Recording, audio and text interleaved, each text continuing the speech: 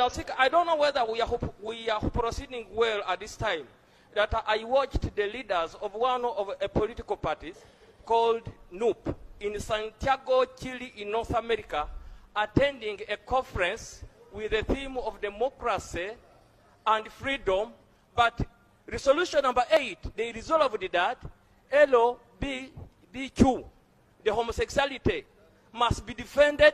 And moreover, Honorable Abed is here. He wrote a letter to the leadership of NUP asking them their stand about homosexuality. They did not repeat. I want the leader of opposition to look in the cameras and give the position of NUP concerning homosexuality in this country.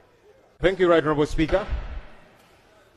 Honorable Speaker, when we were passing the anti-homosexuality bill, there is 2 members of parliament who objected, and they are not members of the opposition which I lead. They were members of the NRM.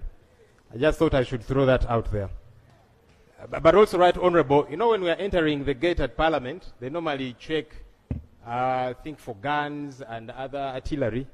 I think as we especially enter the chambers, they need to check for maybe other substances in people's jackets and so on that motivate the way people speak. But Honorable Speaker, let me get to the